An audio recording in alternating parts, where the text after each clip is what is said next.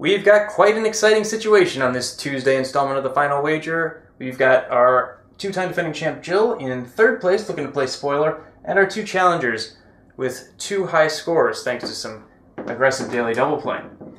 Start with first and second. If Howard doubles up, he will have 39,200. So to cover that, Shloka will need to wager 18,800.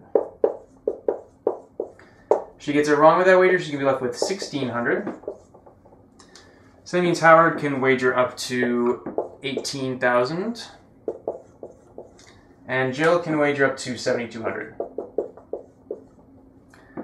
Now for second and third, Howard and Jill. If Jill doubles up, she'll have 17,600.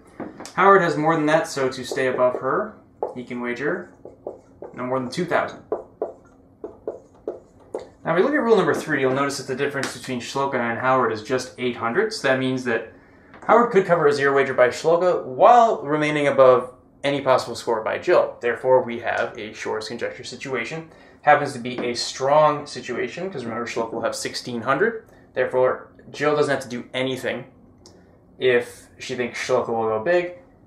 That means that Shloka has reasons to want to wager smaller, or at least to consider it. So, using these rule number 3 wagers, we'll just go through quickly. The difference is 800, so if Howard wants to cover a zero wager, if he wants to cover an unsafe wager, Colby-esque wager, he'll wager at least 1,600.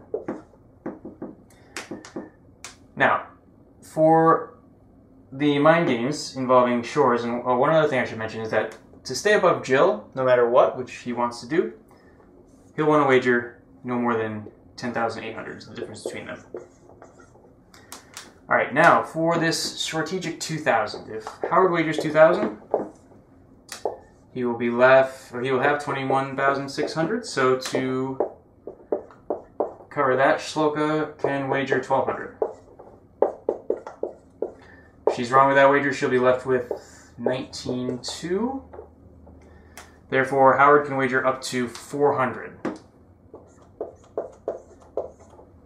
I wouldn't go any deeper than that because they are going to have already some serious wagers to take into consideration.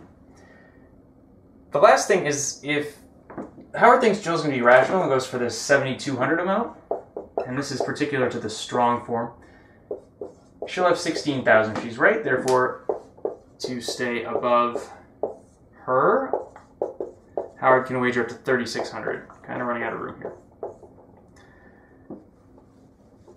If Shloka thinks that Howard will do that, and Howard could wager, or Howard would have 23,200. So then Shloka would wager 2,800. And you'll notice that if Shloka misses with this amount, she'll have 17,600, exactly twice Jill's total. So if Shloka wants to go for this, she can't add that extra dollar. I guess if she also thinks Howard will go for this 10,800 amount, she could wager to cover that. I believe that'd be a 10,000 wager. But there's already a lot of mind games, and there's no reason to believe that anyone will act rationally since we haven't seen either of these two wager before. That looks to be about it. We'll pair this 1,600 here, and I guess we'll just make these nice and even. And get rid of that 800. Alright, let's see how our players did. This final gave our players some problems. Starting with Jill, she got it wrong, wagered just 2,000, hoping for a miss by the other two and some big wagers. But Howard got it right and wagered 10,600, just under that 10,800 amount. Very nice wager, Howard. Finally, over to Shloka, who missed and went big, looking for 20,000. That would have been a humongous payday. I can't remember the last time we had a $40,000 winner, but it's not going to be tonight. Congratulations, Howard, and a well-played game by all three. We'll see how he does tomorrow on the Final Wager.